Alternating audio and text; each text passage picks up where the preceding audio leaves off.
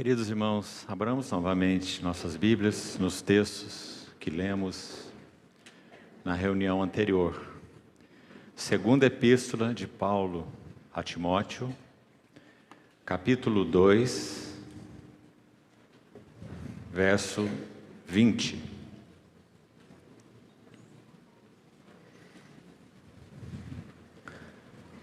Segunda Timóteo 2, 20. Ora, numa grande casa, não há somente vasos de ouro e de prata, há também de madeira e de barro, alguns para honra, outros, porém, para desonra. Assim, pois, se alguém a si mesmo se purificar destes erros, será vaso para honra, santificado e útil ao seu possuidor, estando preparado para toda boa obra. Também retornemos ao livro de Ezequiel, capítulo 1, e vamos ler os 3 primeiros versos.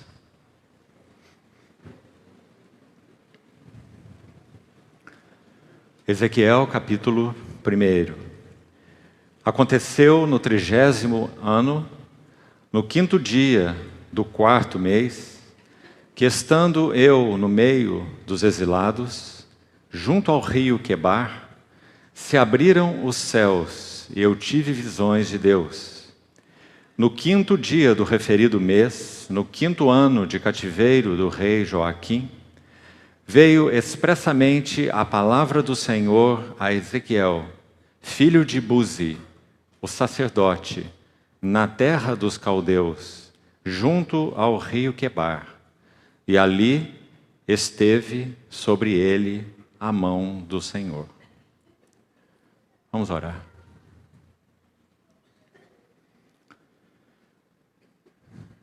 Amado Pai Celestial, obrigado pela certeza que temos que a palavra que realmente sair de tua boca não voltará para ti vazia, mas cumprirá aquilo que te apraz. Por isso confiamos a Ti, a Tua palavra lida nessa noite. E Tua palavra que será compartilhada, que ela seja, assim como Tu és, vivo, verdadeiro, que a Tua palavra seja penetrante e real nos nossos corações. Edifica-nos com ela. Não apenas instrui-nos, mas edifica-nos. Transforma-nos, para que algo mais da beleza, do caráter de Cristo, seja formado nas nossas vidas. Supre-nos em todas as nossas debilidades, espirituais, intelectuais, emocionais e físicas. Guarda esse tempo de comunhão debaixo das Tuas asas. Cobre-nos com Teu precioso e vitorioso nome. E é nesse nome que nós oramos. Amém. Amados irmãos, nós iniciamos ontem expondo algo do que seria o encargo que o Senhor tem depositado no meu coração para esses dias, com respeito às características dos vasos que Deus busca em tempos de esterilidade espiritual.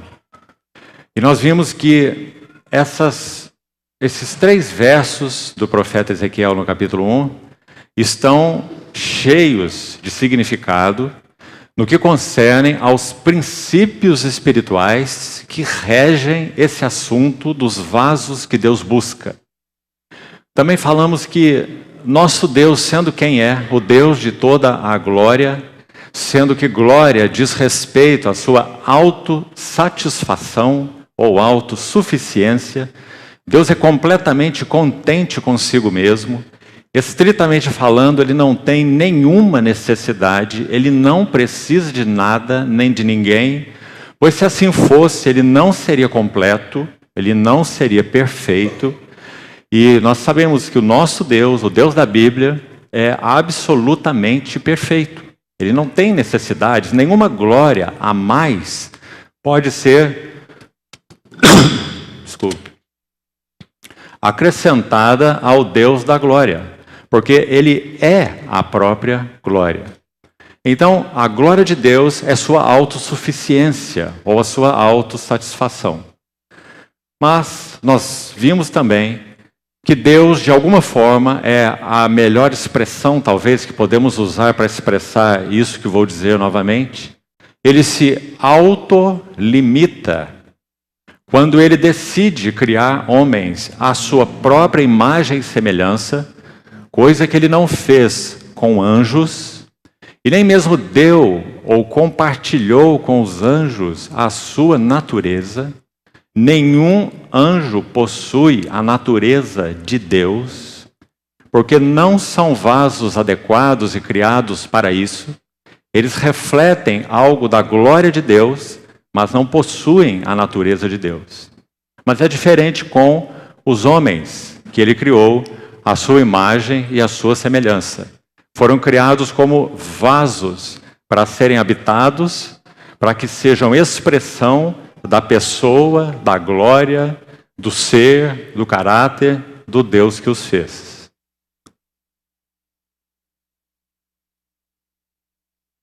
Então, sendo nosso Deus absolutamente suficiente, Ele se autolimita, digamos que entregando algo daquilo que Ele tem no seu coração, como seu propósito eterno, para que seja realizado no homem, e seja realizado através do homem ou com o homem.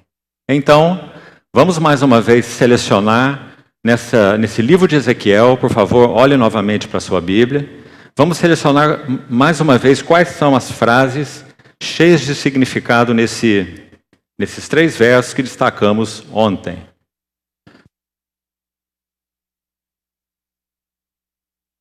Elas. Estando eu no meio dos exilados. A segunda delas, final do verso 1.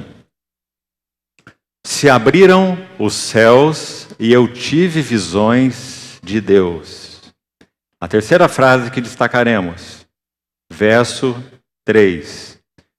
Veio expressamente a palavra do Senhor a Ezequiel. A quarta frase, ainda nesse verso, diz respeito a Ezequiel, filho de Buzi, o sacerdote. Algo extremamente significativo aqui que veremos nessa frase. E a última frase, ali esteve sobre ele a mão do Senhor. Quanto à primeira frase, o que nós já vimos? Nós vimos que, em primeiro lugar, estar no meio dos exilados implicava em que Ezequiel deveria ter uma percepção das dimensões da ruína. E já falamos largamente ontem sobre o significado disso. Será que nossos olhos têm sido abertos pelo Espírito Santo para que vejamos a ruína geral do testemunho do Senhor? Ou será que nós achamos que o testemunho do Senhor vai muito bem? Então, o primeiro elemento aí é a necessidade que temos de uma percepção das dimensões da ruína. Citamos Neemias e vimos como Neemias fez aquela investigação secreta, saindo à noite, com poucos homens, apenas montado em um animal e fazendo uma averiguação daqueles muros. E a frase-chave ali, que aparece por 2 vezes, é que Neemias contemplava os muros. É uma expressão mais forte, simplesmente, do que a palavra olhar. Ele não apenas viu que os muros estavam em ruínas, mas contemplar fala de uma observação cuidadosa. Então, Neemias viu cuidadosamente qual era a dimensão das ruínas dos muros de Jerusalém. Nós vimos também que a Bíblia é muito clara em apresentar para nós que muros significam tanto separação quanto proteção ou unidade, conservando fora o que deve ficar fora e guardando em segurança, em proteção e em unidade aquilo que está dentro dos muros. Então esse é o primeiro aspecto que eu penso está prenhe nessa linda frase, estando eu no meio dos exilados. Agora, o segundo elemento que nós vimos... Vou desligar o microfone por 1 minuto. Passou um mosquito aqui, eu engoli o mosquito. Eu tenho que tomar água.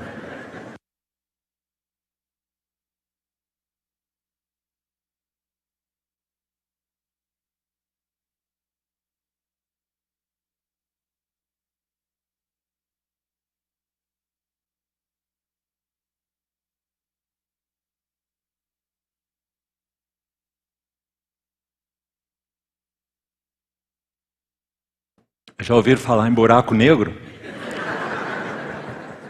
Engole tudo que passa perto.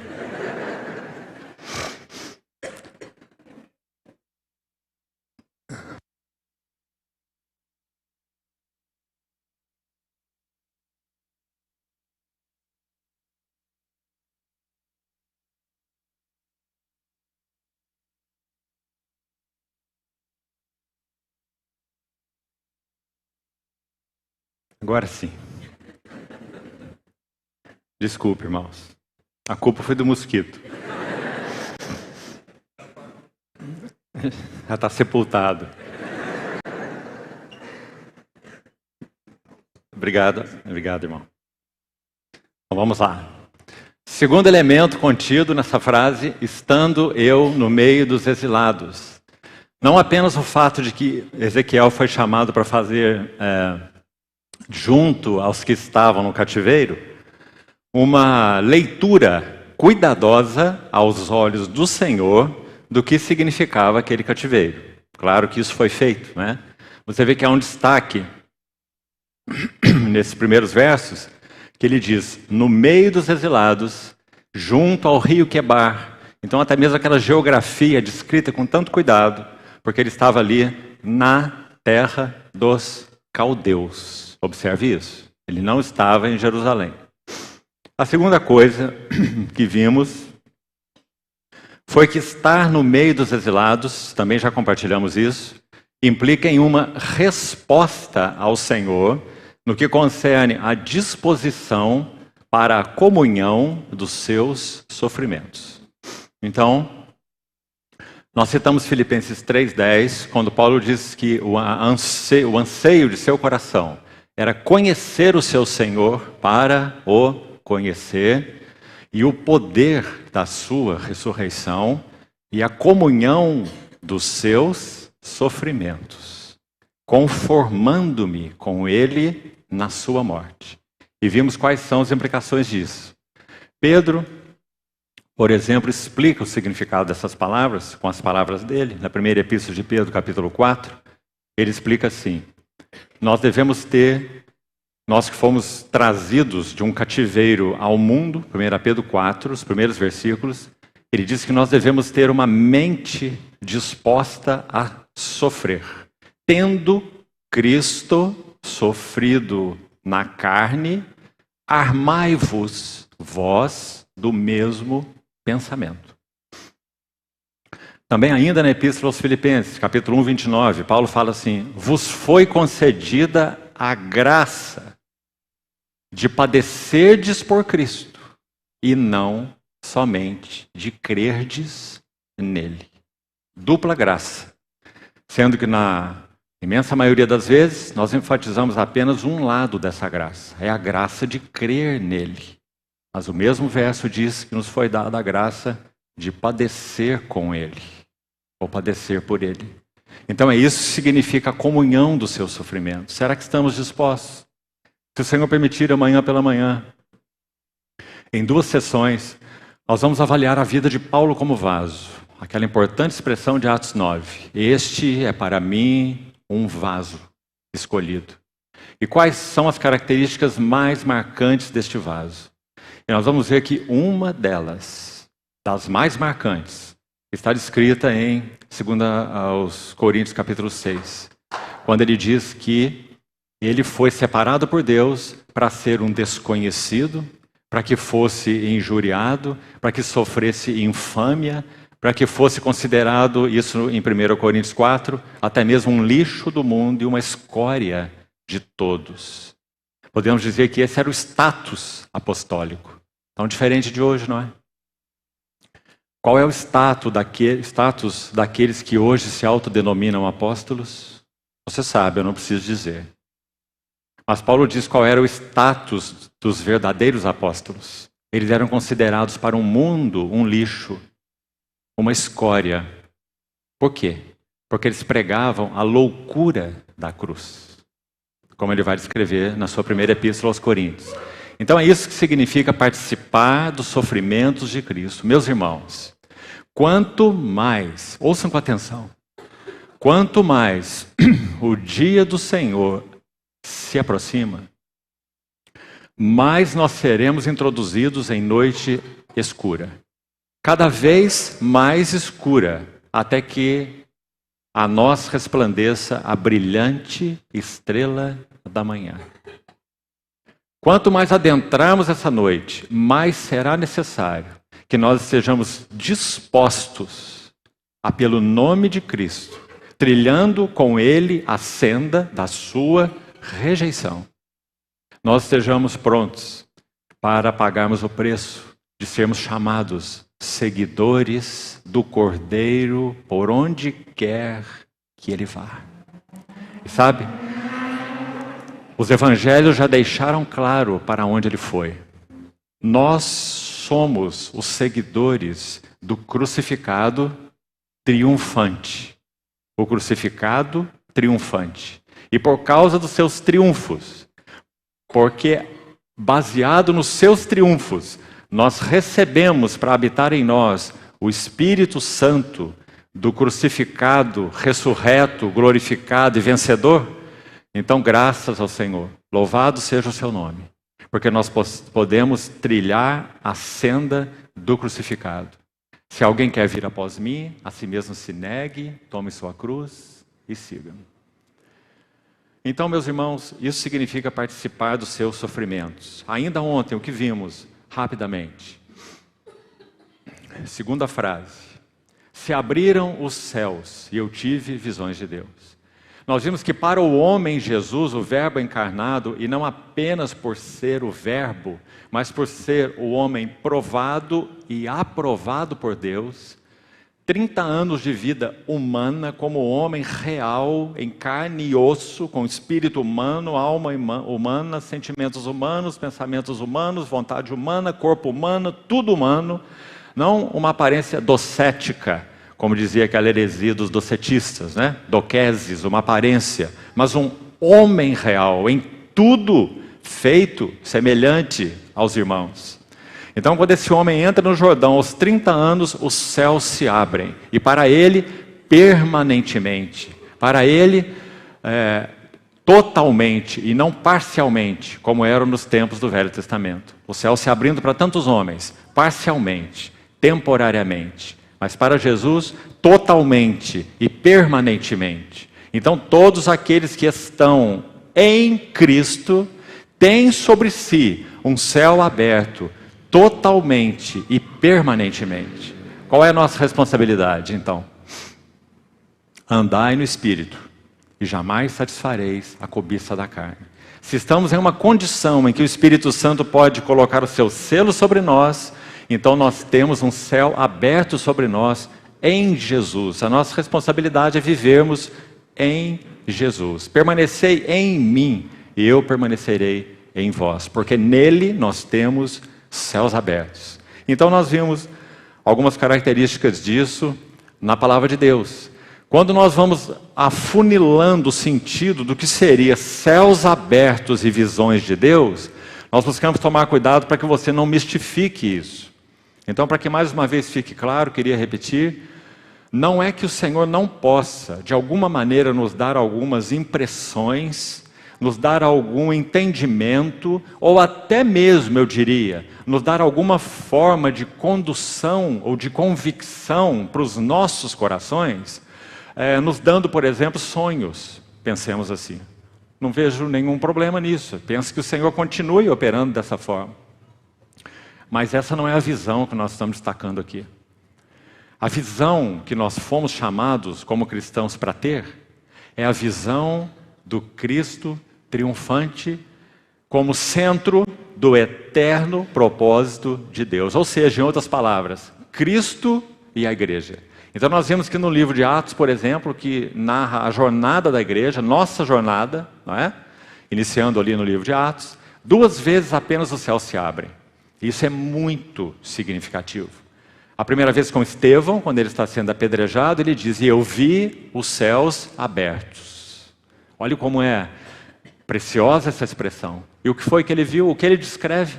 E o Filho do Homem de pé à destra de Deus. Sempre na Bíblia, essa expressão, à destra de Deus, fala de glorificação. Então, esse é o primeiro aspecto da visão. Nós fomos chamados para ver a glória do Filho do Homem à destra de Deus. E não é esse, irmãos, o assunto da Bíblia? Se nós perdemos a Cristo, nós perdemos a chave que abre todas as Escrituras. Estamos com as Escrituras lacradas, se nós perdemos essa chave que se chama Cristo. Ele é o tema de todas as Escrituras. Cristo na lei, no Pentateuco, Cristo nos livros históricos, Cristo em Canaã, Cristo no Mar Vermelho, Cristo no pão, no maná, na rocha, na água, não é? No Cordeiro da Páscoa. Cristo nos livros poéticos, ele é o foco de toda essa poesia. Nós cantamos um cântico que começa com uma frase linda do Salmo 45, não foi? De boas palavras transborda. A palavra no original é ferve. De boas palavras ferve o meu coração. Ao rei consagro o que compus. A minha língua é pena de um habilidoso escritor. Então o que ele tem a dizer? Se ele está com o coração fervendo e diz que a sua língua é pena de um escritor habilidoso, o que ele tem para dizer? O que ele tem para dizer é: tu és o mais formoso dos filhos dos homens. E dos teus lábios extravasou a graça. Oh, meus irmãos, essa é a chave de todas as Escrituras. Não percamos Cristo de vista. Então, se abriram os céus. Se formos para a elucidação dessa linda frase à luz do Novo Testamento, acho que já está claro para todos nós. Paulo disse: grande é esse mistério, mas eu me refiro a Cristo e a igreja. Qual é o mistério em Efésios? É o mistério da sua vontade. É o mistério do seu beneplácito, expressões que ele usa, não é? É o mistério que estava oculto dos séculos e das gerações. E que mistério é esse? Cristo e a igreja. No livro de Atos 7, para Estevão, céus abertos e a visão de Cristo. Capítulo 7. E no capítulo 10, céus abertos e aquele lençol que descia do céu.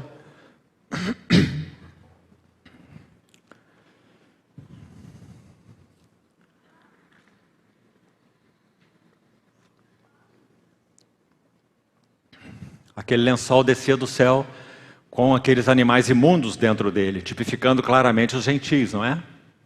Aves, quadrúpedes, répteis, animais que o judeu não comia. E Pedro dizendo ao Senhor: não, de maneira nenhuma comi coisa comum ou imunda. E ouvindo aquela voz: ao que o Senhor purificou, não consideres comum. Aquela era a visão da igreja, que o Senhor iria introduzir gentios em uma só herança com os judeus em um único corpo, porque não há grego e nem judeu em Cristo. Então nós temos aí claramente a visão do que é a igreja. Todo o livro de Efésios se dedica a isso: a vida, a natureza e o serviço da igreja. Esse é o tema de Efésios. Então o grande mistério foi elucidado de uma maneira tão linda e tão clara para nós na Epístola aos Efésios. Então, aí está, meus queridos irmãos, até aí nós fomos ontem. Esse é o sentido de se abrir os céus na linguagem do Novo Testamento. Como eu disse, nós não estamos fazendo nenhuma exegese do texto de Ezequiel. Não estamos interpretando o texto de Ezequiel.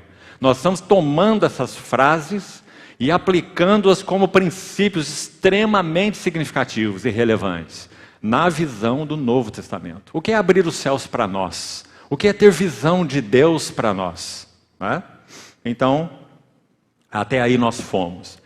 Agora nós ficamos de buscar ajuda no capítulo 6 do livro de Isaías. E eu gostaria, por favor, que os irmãos abrissem lá. Isaías capítulo 6. Vamos fazer apenas uma abordagem panorâmica, mas creio que será ajuda para nós. Por favor, abram Isaías, capítulo 6.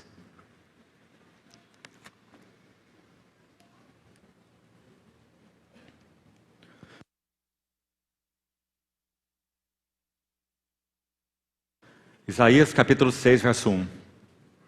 No ano da morte do rei Uzias, eu vi o Senhor, assentado sobre um alto e sublime trono, e as abas de suas vestes enchiam o templo. Serafins estavam por cima dele, cada um tinha 6 asas, com 2 cobria o rosto, com 2 cobria os seus pés, e com 2 voava. E clamavam uns para os outros, dizendo: Santo, Santo, Santo é o Senhor dos exércitos, toda a terra está cheia da sua glória. As bases do limiar se moveram à voz do que clamava, e a casa se encheu de fumaça. Até aqui nós temos uma seção, já vamos voltar a ela. 4 primeiros versos nós temos uma ênfase. A segunda ênfase está no verso 5. Então disse eu: ai de mim, estou perdido, porque sou homem de lábios impuros e habito no meio de um povo de impuros lábios, e os meus olhos viram o Rei, o Senhor dos exércitos. A terceira ênfase está nos versos 6 e 7. Então, um dos serafins voou para mim, trazendo na mão uma brasa viva que tirara do altar com uma tenaz. E com a brasa tocou a minha boca e disse: eis que ela tocou os teus lábios, a tua iniquidade foi tirada e perdoado o teu pecado. E a quarta ênfase está no verso 8. Depois disso, ouvi a voz do Senhor que dizia: a quem enviarei? E quem há de ir por nós? Disse eu: eis-me aqui, envia-me a mim. Irmãos, sem dúvida é uma passagem muito preciosa em diversos aspectos. Primeiro, alguns até mesmo sugerem, alguns estudiosos, que Isaías fosse um parente do rei Uzias. Mas, como isso não pode ser afirmado dogmaticamente, não é importante que nós levemos isso em conta. O mais importante é, se você ler a história do reinado do rei Uzias, no segundo livro das Crônicas, no capítulo 26, você vai ver que ele começou a reinar com 16 anos de idade. E reinou em Jerusalém por 52 anos. Mas não apenas isso. Você vai ver que ele fez o que era agradável ao Senhor, primeiro. Segundo, é dito naquele texto que o Senhor o ajudou sobremaneira.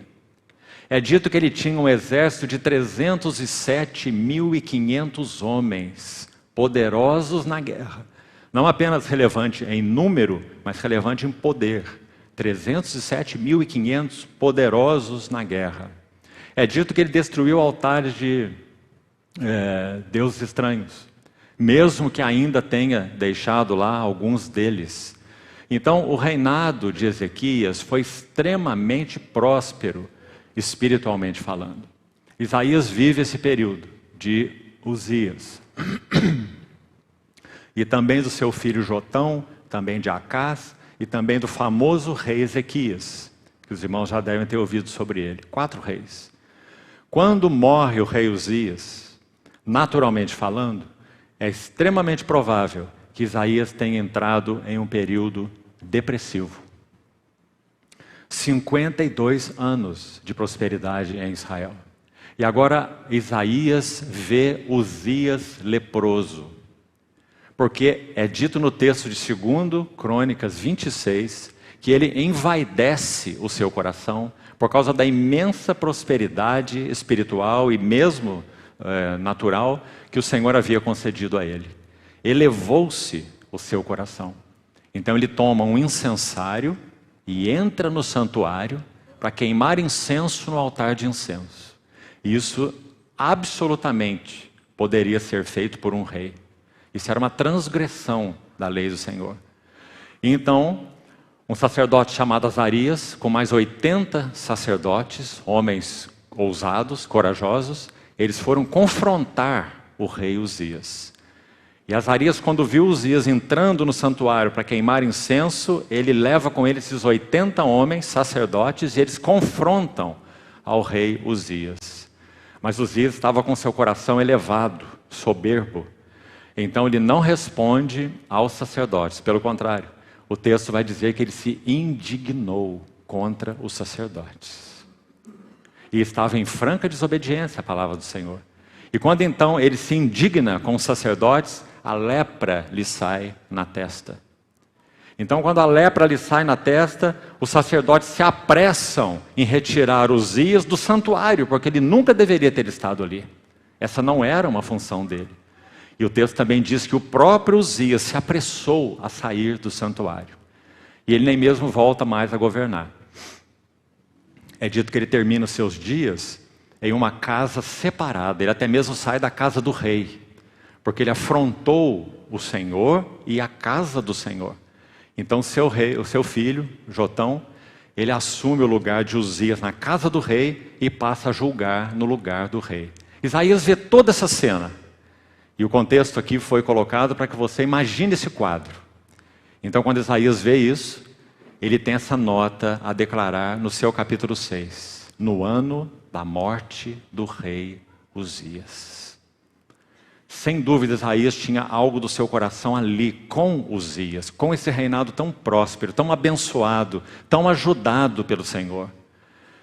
Mas no ano da morte do rei Uzias, eu vi o Senhor.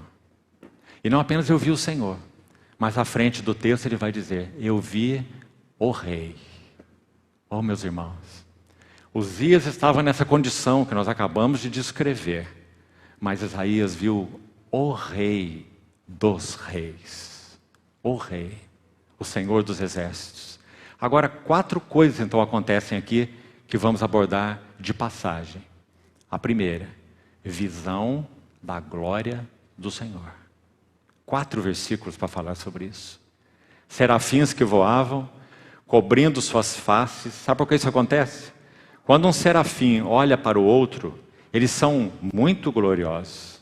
Então, se um olha para o outro, ele está vendo sua própria glória na face do outro, porque eles são iguais. Por isso é dito que no tabernáculo, sobre a arca da aliança, havia um querubim de um lado e um querubim do outro. Você se lembra? E é dito que esses 2 querubins tinham seus rostos voltados para o propiciatório. Eles não olhavam de frente um para o outro, porque eles não foram postos, não foram criados para apreciar a sua própria glória. Eles foram criados para apreciar a glória do Filho Redentor, propiciação. Por isso, o texto que nosso querido irmão leu aqui no início da reunião, 1 Pedro capítulo 1. Coisas essas que anjos anelam perscrutar. Então os querubins tinham suas faces, eles estavam de frente um para o outro, nas bordas da tampa da arca que se chamava Hilasterion, propiciatório. Então eles olhavam para o propiciatório onde o sangue era derramado, e não um para o outro. E também aqui você vê a mesma coisa. Os serafins cobriam seu rosto com 2 asas, cobriam glória coberta, glória coberta. Quão significativo isso é para nós como povo do Senhor.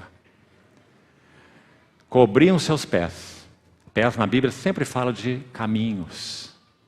Então o foco do interesse do Senhor não é que nós descobramos o caminho dos anjos, mas é que nós conheçamos o caminho do Senhor. Seus caminhos são perfeitos, suas obras são maravilhosas. Então os serafins cobriam seus pés com 2 asas, cobriam seu rosto com 2 asas e voavam com 2 asas. E o que eles diziam? Santo, Santo, Santo é o Senhor, o Deus Trino. Toda a terra está cheia da sua glória. Então, meus irmãos, se abriram os céus e eu tive visões de Deus. Nosso primeiro chamamento, e assim será por toda a eternidade, é para contemplarmos a glória do nosso Rei. A glória da pessoa e a glória da obra do nosso Senhor Jesus. Segundo, Isaías pronuncia, segunda ênfase, está então no verso 5, né, que nós vimos. Muito significativo esse verso. Depois que Isaías tem uma visão da glória do Senhor, imediatamente ele tem uma visão de si mesmo. Porque a visão da glória do Senhor Jesus, ela anda a par e passo com a visão que temos a respeito de nós mesmos, mas não o contrário. Não é voltando os nossos olhos para nós mesmos numa introspecção, numa autoanálise ou numa psicanálise pessoal, é que nós veremos a glória do Senhor. É o contrário. Quanto mais nós virmos a glória do Senhor Jesus, mais nós veremos a nossa malignidade, a nossa carência, a nossa pequenez, nossa limitação, nossa necessidade. E é isso que nos tornará fortes no que concerne aos desejos do Senhor para nós. É isso que Paulo quis dizer quando ele falou: quando eu sou fraco, então é que eu sou forte. O seu poder se aperfeiçoa na fraqueza. Então, quando você lê o capítulo 5 de Isaías, ele tem vários ais. Ele tem um ai no capítulo 4. Capítulo 4 de Isaías. Capítulo 5 de Isaías mesmo. Ele tem um ai para aqueles que acumulam riquezas, poder, no verso 8. Ele tem um ai para aqueles que andam atrás de prazeres e mais prazeres, no versículo 11. Só para que você tenha uma ideia. Ele tem um ai para aqueles que praticam corrupção, está aí no versículo 18. Ele tem um ai para aqueles que negam que Deus estabeleceu absolutos na sua criação. Então eles chamam o bem de mal, o mal de bem, chamam a luz de trevas, a trevas de luz, não é? Então, aqueles que negam os absolutos. Ele tem um ai contra os soberbos, versos 21 até o verso 21 e 22. Ele tem um ai contra os que praticam injustiça, suborno. Vários ais. Ai contra este, ai contra aquele, ai contra o outro. E ele foi tremendamente usado pelo Senhor nesse sentido, claro. Mas, no ano da morte do rei Uzias, quando ele vê o Senhor, ele tem um profundo ai para si mesmo. E sabe, irmão, se você examinar essa palavra, por favor, ouça isso com atenção. Verso 5. A versão que estou lendo usa a palavra perdido. Ai de mim, estou perdido. A palavra hebraica damá significa mais do que isso. Claro que uma palavra tem que ser usada para se traduzir, não vai se colocar todas, não é? Então há mais de um sentido nessa palavra damá. E um dos sentidos é: sou digno de morte. Ai de mim, sou digno de morte. O outro sentido é perecer, damá. Ai de mim que vou perecendo. Veja bem esses aspectos do que Isaías quis dizer. Mais um sentido de damá. Damá significa ficar mudo. Muito interessante esse sentido. Enquanto Isaías pronunciou tantos ais sobre tantas classes de pessoas, agora quando ele vê o Senhor, ele fica mudo. Você se lembra do livro de Jó? Jó tem muitas palavras no seu livro, até o capítulo 29. Quando o capítulo 29 inicia, o capítulo 31, até o capítulo 31. Quando o capítulo 32 inicia com o falar de Eliú, o capítulo 31 encerrou com a seguinte frase: fim das palavras de Jó. Nós ficamos muito aliviados quando nós lemos isso no capítulo 31. Porque Jó parou de se auto-justificar, de ter autopiedade, de se autoglorificar. Esses são os temas do capítulo 29, 30 e 31 de Jó. Autopiedade, autoglorificação, autojustificação. E então ele se cala. Então Eliú começa a falar. Eliú representa o Espírito Santo. E quando Eliú termina de falar, Deus começa a falar, do meio de um redemoinho. E fazer um questionário para Jó. Quem nada se parece com o Enem. Jó tirou 0 naquele questionário. Ele não sabe responder nenhuma pergunta que toca a providência de Deus, que toca a soberania de Deus, que toca os cuidados de Deus com a sua criação, não é? E Jó vê todo esse quadro, então ele diz assim: uma vez falei e não replicarei, ponho a mão na minha boca. Sabe, irmãos, no início de nossas vidas cristãs, nós temos muitas palavras e muitas respostas. À medida que nossa jornada avança com o Senhor, nós temos poucas palavras e muitas perguntas. Para que o Senhor, passo a passo, vá esclarecendo e nos ajudando nas questões mais profundas da vida cristã, onde nós tínhamos tantas respostas, mas agora temos tantas perguntas. Se fizéssemos aqui algumas perguntas sobre arrebatamento da igreja, como será, quando será, em que processo será, acho que nós teríamos aqui muitas respostas. Mas, na verdade, nós temos mais perguntas do que respostas nesse assunto, né? Por exemplo. Então, quando Isaías vê a glória do Senhor, ele fica mudo. Eu sou um homem digno de morte. Qual é o veredito de Deus que Paulo nos dá na Epístola aos Romanos? Não há um justo, nem sequer um. Todos se extraviaram, todos se corromperam, e a uma se fizeram inúteis. Não há quem entenda, não há quem busque a Deus. A garganta deles é um sepulcro aberto, das suas línguas urdem engano. Será que nós temos recebido esse veredito de Deus cravado em nossa vida natural, na vida do eu, no que somos por natureza, inúteis, estranhos? Será que temos? Se não temos, então nós vamos buscar aplicar a energia da carne na obra de Deus. E esse é o grande problema.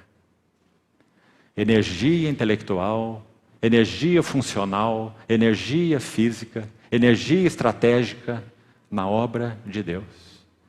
E isso é madeira, feno e palha. Então, quão importante é, meus irmãos, visão da glória de Deus, visão de si mesmo, ai de mim que vou perecendo. Terceiro, nos versos 6 e 7, visão da cruz, tipificada aqui por esse altar, de onde é retirada uma brasa viva com uma tenaz, para ser aplicada nos lábios de Isaías, porque ele viu o quê?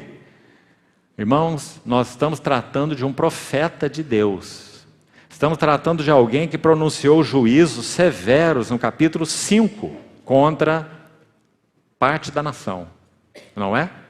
Esse homem está dizendo: eu sou um homem de lábios impuros e habito no meio de um povo de impuros lábios. Não é impressionante? Então, quando essa tenaz toca os lábios de Isaías, dizendo: eis que ela tocou os teus lábios, tua iniquidade foi tirada, perdoado o teu pecado. Então, em síntese, nós temos aqui a visão da cruz. Será que essas visões têm governado nossa jornada? Meus irmãos, hoje nós ouvimos, de modo geral, um evangelho sem cruz, totalmente sem cruz. Por quê? Porque é um evangelho que não denuncia o pecado. Aliás, essa palavra não é usada. É usado mau comportamento, quem sabe mau temperamento, quem sabe desvio de conduta, não é? Quem sabe fruto do meio, por exemplo, mas nunca a palavra pecado. Agora, o que a Bíblia tem a dizer para nós? Eu sei que em mim, isto é, na minha velha natureza, na minha carne, não habita bem algum. Esse é o veredito de Deus. Nós só podemos chegar a essa conclusão nessa sequência que lemos em Isaías 6. Primeiro, a visão da glória do Rei, crescentemente, cada vez mais profundamente. Visão da glória de Deus em Cristo, na face de Cristo. Visão de si mesmo. Terceiro, visão da cruz. Tanto no aspecto objetivo, as provisões da cruz, que são tantas e tão maravilhosas. Olha a Epístola aos Romanos, olha a Epístola aos Gálatas, olha a Epístola aos Colossenses, aos Efésios. Provisões da cruz, visão da cruz. Então essa brasa é tirada, aplicada nos lábios de Isaías, e então nós temos o resultado final.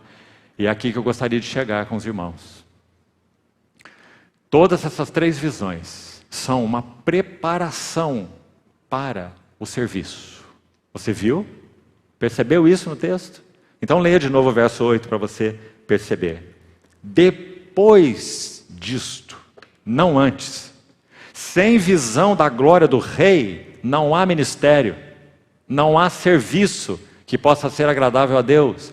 Sem visão de quem nós somos, no verso 5, não há serviço genuíno que agrade ao Senhor. Sem a visão da cruz, nos versos 6 e 7, não há serviço genuíno, não há ministério verdadeiro, selado e aprovado pelo Espírito Santo. Mas se há a visão do Rei, visão da glória de Deus na face de Cristo, se há a visão de nós mesmos, se há a visão da cruz, e isso crescentemente e de modo cada vez mais profundo, e então nós temos sim o verso 8. Você vê que no início é tudo que ele viu. Eu vi, eu vi, eu vi, não é? Mas agora é eu ouvi. Está vendo? E o que ele ouviu? A voz do Senhor que dizia. Até aqui, irmãos, o Senhor não falou nada. Até aqui são visões. Mas agora sim, Isaías foi preparado por essas 3 visões. Visão de Cristo. Vamos colocar isso à luz do Novo Testamento. Visão de Cristo. Visão de nós mesmos, visão da cruz. E então, ouvi a voz do Senhor que dizia, a quem enviarei? É uma frase retórica, você não acha?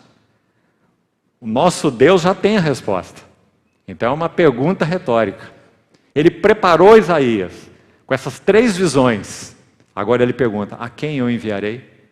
E quem há de ir por nós? Muito linda essa palavra nós. Aí você tem a trindade embutida nessa simples expressão. Por que não é quem enviarei, quem há de ir por mim? Por que é quem há de ir por nós? Porque Deus é triuno, né? Então quem há de ir por nós? Então Isaías rapidamente pode dizer, eis-me aqui e envia-me a mim. Graças ao Senhor. Essas são as bases de todo ministério genuíno. Isso não tem fim, meus amados irmãos. Quanto mais avançamos com o Senhor, mais nós ficamos assombrados com as glórias do nosso Senhor Jesus. E até mesmo, meus irmãos, as melhores bênçãos, as melhores. Quais seriam as melhores? Redenção, propiciação, reconciliação, justificação, aceitação por Deus. Então entramos nas questões naturais, família, relacionamentos, a igreja, saúde física, por exemplo. E a lista é longa de bênçãos, começando pelas espirituais e vindo pelas naturais. Nenhuma delas teria para nós qualquer valor apartado daquele que é a fonte de todas elas.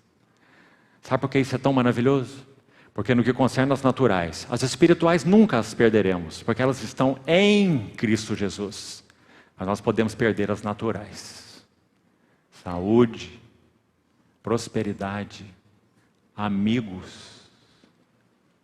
Paulo, quando escreve sua última epístola, diz assim, todos os da Ásia me abandonaram. Mas ele não está falando isso, leia a carta e você vai ver, de um modo murmurante, ou cobrando algo deles. Pelo contrário. Ele vai dizer em seguida que o Senhor o fortaleceu, o revestiu de forças.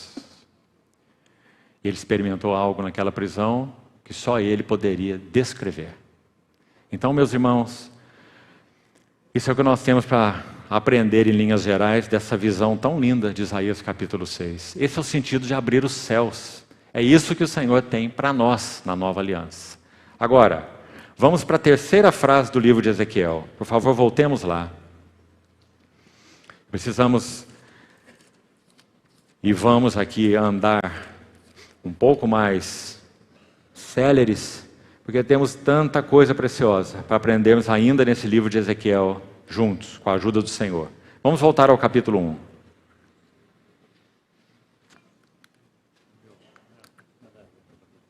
Obrigado, Roger.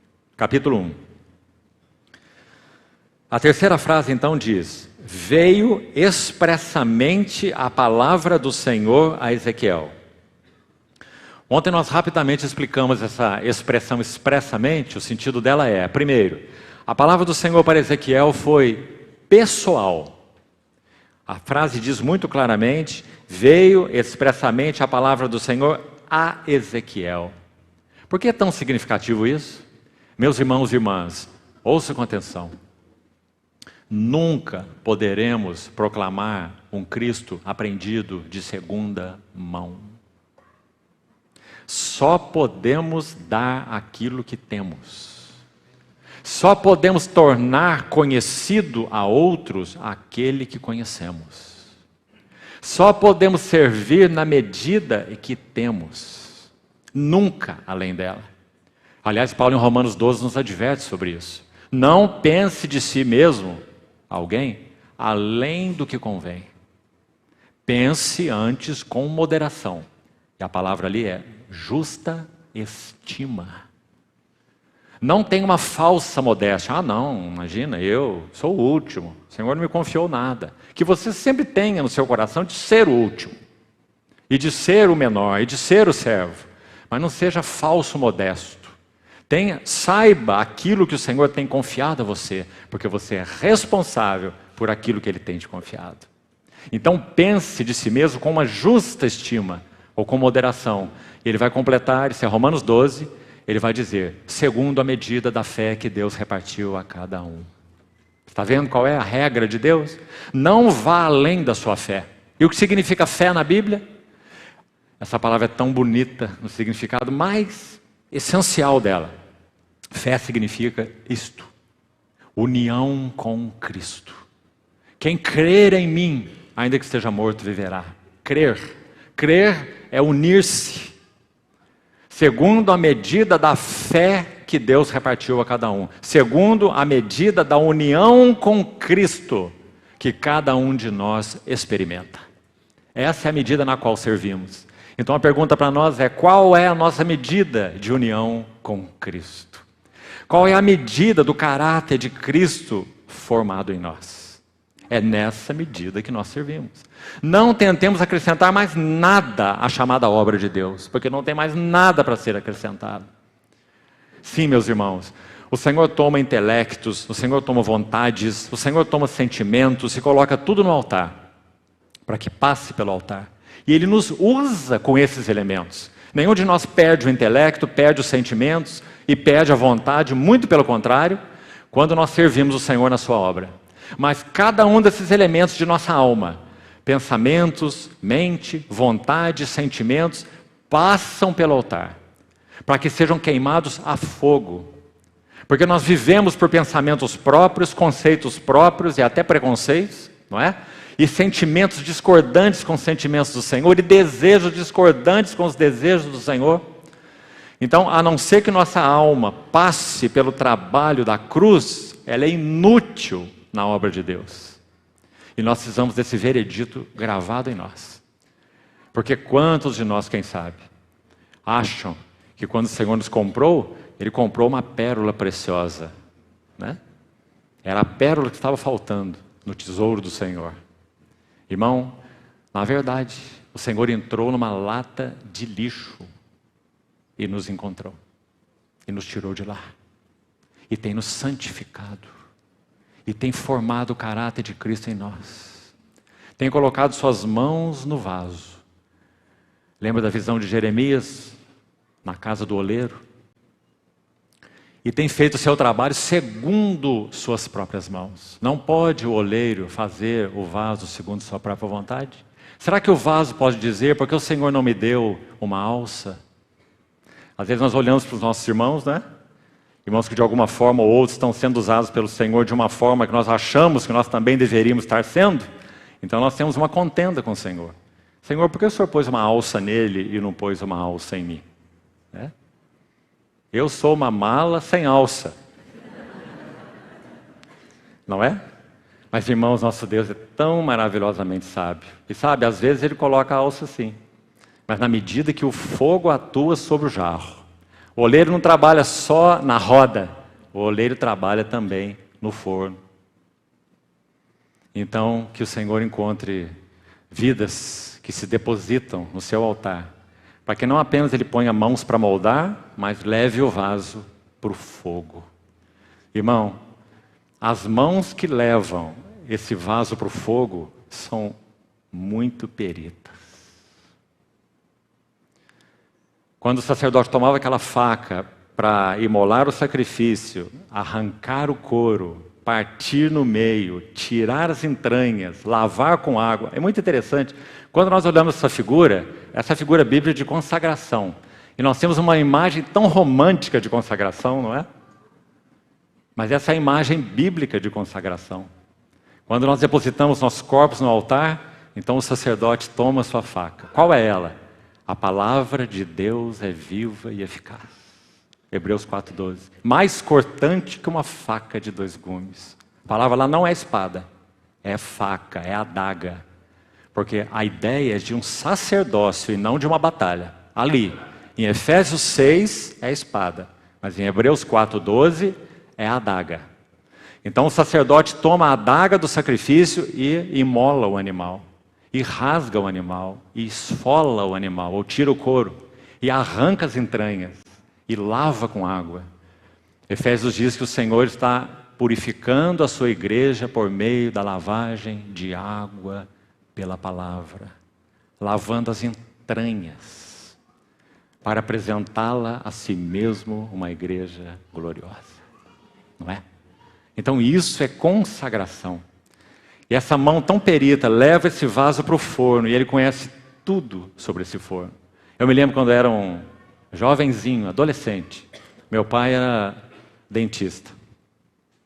E naquele tempo os dentistas estudavam até metalurgia. Era uma das matérias no curso de odontologia há 80 anos atrás. Metalurgia, estudava os metais.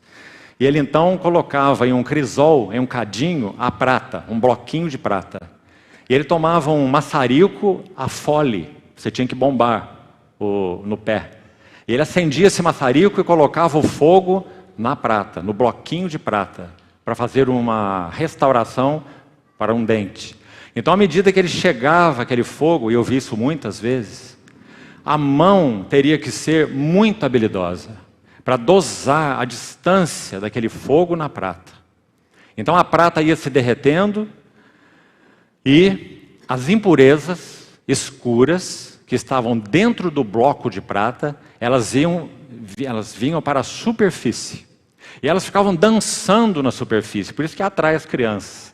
Aquele bloquinho de prata já derretido, brilhante, reluzente, e aquelas impurezas escuras nadando sobre a superfície da prata.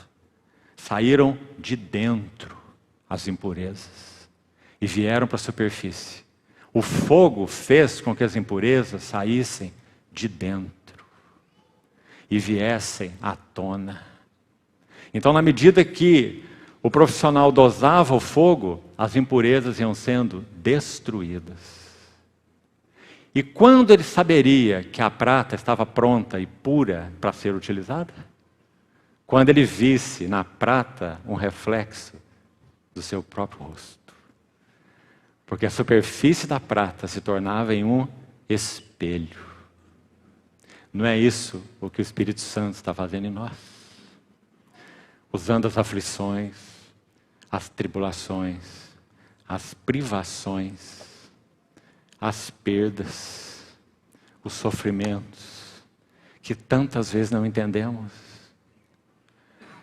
para purificar a prata, até que a face, o rosto daquele que é o resplendor da glória, seja visto em nós.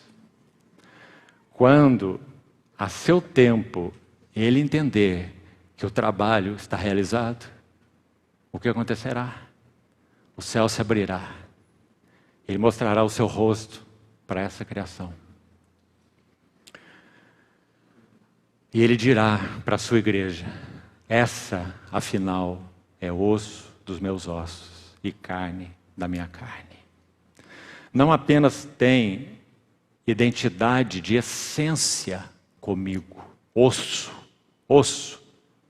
interior, ninguém vê, mas também carne, expressão exterior.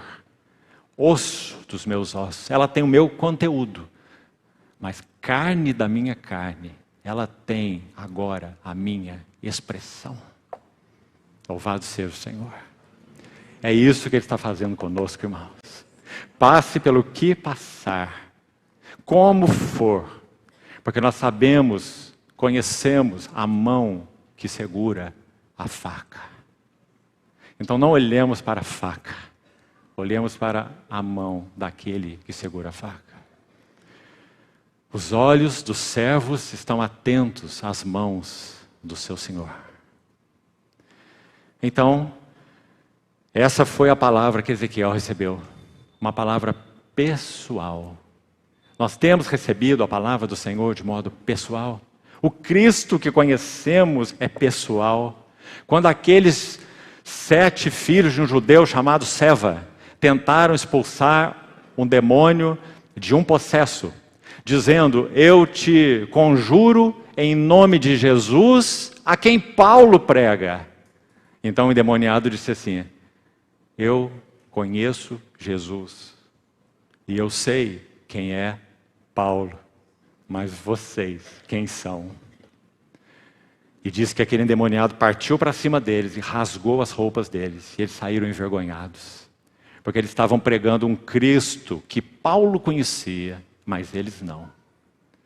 Será que a nossa experiência é assim?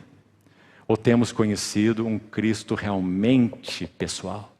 E temos recebido dele palavra pessoal. Então, esse é o primeiro sentido de expressamente veio a palavra do Senhor a Ezequiel. Palavra pessoal. O segundo sentido, uma palavra urgente. Por isso, expressamente, não havia tempo a perder. O povo estava cativo na Babilônia. Os reis haviam sido humilhados. O último deles, chamado Zedequias, havia sido cegado. É claro que isso fala, espiritualmente falando, né, de perda de visão espiritual. Um rei idólatra, ele mergulhou Israel em corrupção. Seus olhos foram vazados, ele foi amarrado em cadeias de bronze e levado para a Babilônia, na última leva de cativos. Então agora, Ezequiel, na terra dos caldeus, ele recebe uma palavra urgente, porque 70 anos iriam se passar. Será que esse povo iria aprender algo em 70 anos? Você se lembra da história? Só um remanescente aprendeu ou tirou alguma lição do cativeiro. Porque os livros da restauração, Esdras e Neemias, os dois históricos, eles vão nos dizer que a imensa maioria do povo permaneceu na Babilônia depois dos 70 anos. Sabe por quê, irmão? Porque eles encontraram prosperidade material, primeiro. Eles encontraram paz circunstancial, edificavam suas casas, edificaram lugares de culto, menos o altar, não poderia ser edificado altar em lugar nenhum que não fosse Jerusalém, mas eles edificaram as sinagogas dentro da Babilônia, foi-lhes permitido. E ali eles podiam adorar o Senhor, ler a Torá, cantar os salmos e fazer as orações. Você não acha que está bom demais? Não é? Prosperidade material, um lugar para ir, não é? Uma sinagoga, culto, Bíblia, Torá, salmos cantados, música, orações. Parece que está tudo tão bom. Mas o que não havia? O altar. E quando aquele remanescente voltou, a primeira coisa que eles fizeram, segundo Esdras 3:3, firmaram o altar sobre as suas bases. Porque o altar na Bíblia fala do quê? Da centralidade da pessoa e obra do Senhor Jesus. O altar era o lugar da adoração, era o lugar da consagração, era o lugar do holocausto, era o lugar das ofertas. Firmaram o altar sobre suas bases, e ainda que estivessem sob o terror dos povos ao redor, eles ofereceram sacrifício ao Senhor. Meus irmãos, aqueles livros de Esdras e Neemias são tão cheios de princípios espirituais maravilhosos. Da maneira como o Senhor quer restaurar o seu testemunho.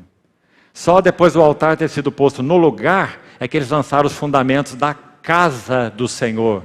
São os únicos assuntos de Esdras 3. O altar ocupa metade do capítulo, e os fundamentos da casa do Senhor ocupam a outra metade do capítulo. Ou seja, nunca lançaremos fundamentos adequados para a casa do Senhor, se o altar não estiver firmado nas suas bases. Como disse um servo do Senhor do século passado, Ironside, ele disse assim: em primeiro lugar deve haver uma correta apreciação das glórias da pessoa e da obra de Cristo no altar, que tipifica a cruz, para então haver uma introdução nas verdades relacionadas à casa de Deus. Ouviu bem? E nunca o contrário. Nunca lançaremos fundamentos sólidos sem que o altar esteja primeiro firmado nas suas bases. Então, por isso a palavra do Senhor era urgente. Agora, irmãos, ainda, vamos por favor caminhar juntos e vamos acelerar um pouco mais. Fique com a sua Bíblia aberta, por favor, e busque acompanhar. Aí no capítulo 1 de Ezequiel, capítulo 1, verso 26, olhe comigo. Por que que a glória de Deus se retirou do meio do povo? Mesmo no livro de Ezequiel você tem essa clareza, mas especialmente no livro de Jeremias. Jeremias já começa com um clamor profundo, dizendo: meu povo deixou a sua glória, veja bem, que é o seu próprio Deus, Ele é a glória. Meu povo deixou sua glória e cavou para si mesmo cisternas rotas, que não retêm as águas, deixando o manancial de águas vivas. O Senhor se compara aos ídolos. Ele é o manancial de águas vivas e os ídolos são as cisternas rotas. Então qual o motivo do cativeiro? Apostasia, abandono do Senhor. Então no verso 26 de Ezequiel, acompanhe comigo, nós vamos ver a glória se retirando do meio do povo. E o motivo, então, já sabemos. O povo é que abandonou o seu Senhor e edificaram altares estranhos. Então, verso 26 diz assim, a visão de Ezequiel da glória de Deus. Na terra dos caldeus, lembre disso. Por cima do firmamento que estava sobre as suas cabeças, havia algo semelhante a um trono, como uma safira. Sobre essa espécie de trono havia sentada uma figura semelhante a um homem. Então, qual foi a primeira visão que Ezequiel teve sobre a glória de Deus? O que é a glória de Deus? É um homem assentado em um trono. Essa não foi a visão, não é a visão descrita no Novo Testamento? Apenas o livro de Hebreus, por exemplo, apresenta isso 5 vezes na epístola. O autor de Hebreus apresenta na sua epístola aos Hebreus. 5 vezes. Assentado à destra da majestade nas alturas.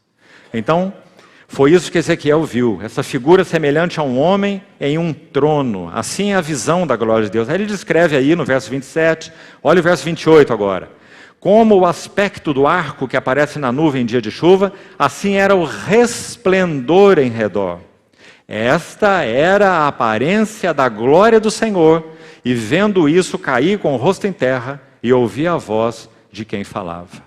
Esta era a aparência da glória do Senhor. Qual? Um homem assentado em um trono. Que lindo, irmãos. Porque é tudo isso o que o Novo Testamento nos apresenta. Essa é a glória de Deus. O homem, Jesus de Nazaré, o Verbo encarnado, assentado à destra do trono da majestade nas alturas. Bem, isso é que ele vê. Agora, segundo passo, vamos para o capítulo 3, verso 23. A glória se retirando, preste atenção. Verso 22 do capítulo 3. A mão do Senhor veio sobre mim e ele me disse: levanta-te e sai para o vale do rio Quebar, ali na terra dos caldeus, onde falarei contigo. Levantei-me, saí para o vale e eis que a glória do Senhor estava ali, como a glória que eu vira junto ao rio Quebar. E de novo ele diz: e caí com o rosto em terra. Então ele viu primeiro a glória na sua visão dos céus abertos, um homem no trono. Aí ele vê essa mesma glória no vale, da mesma maneira que ele viu junto ao rio Quebar. Vá acompanhando isso. Então nesses 2 textos, nós vemos a visão da glória de Deus, segundo a visão de Ezequiel, na terra dos caldeus. Agora vai acontecer algo aqui, por favor, não perca. Olha o capítulo 8, aqui vamos com mais cuidado. Capítulo 8. Verso 3. Capítulo 8, verso 3. Estendeu ela dali uma semelhança de mão, e me tomou pelos cachos da cabeça, o Espírito me levantou entre a terra e o céu, e me levou a Jerusalém em visões de Deus. Certo? Ele continua na terra dos caldeus, continua ali no vale, né? Próximo a esse rio Quebar, que ele descreve, mas ele, em visões de Deus, é levado a Jerusalém. Até onde? Até a entrada da porta do pátio de dentro, ou do átrio, que olha para o norte, onde estava colocada a imagem dos ciúmes. Falando então da apostasia, da idolatria do povo, né? que provoca o ciúme de Deus. Agora ouça, verso 4. Eis que a glória do Deus de Israel estava ali, como a glória que eu vira no vale, que acabamos de ler lá no capítulo 1, certo? Então vá acompanhando essa sequência. Agora, verso 7. Qual era a condição espiritual do povo para que a glória de Deus fosse se retirando? Eu não quero adiantar os versículos, mas tem um primeiro panorama aqui. Você vai observar que essa glória que ele viu na terra dos caldeus, ali mesmo, nesse cativeiro, ele a viu literalmente. Depois ele é transportado em espírito a Jerusalém, você viu aí, em visões de Deus, e agora ele vai ver a relação da glória de Deus com o povo de Deus em Jerusalém. Inicialmente, as duas visões que lemos estão na terra dos caldeus, e é uma visão particular para Ezequiel. Ele vê esse homem assentado no trono, ele vê essa mesma glória no vale, é uma visão para ele, um homem assentado no trono. Agora ele vai ver a glória de Deus relacionada a Jerusalém, por isso ele diz, me levou em visões a Jerusalém. Então esse é o panorama. Agora, quando ele é levado em visões a Jerusalém, o que ele vê? Ele vê que a glória de Deus vai se ausentando paulatinamente, progressivamente de Jerusalém.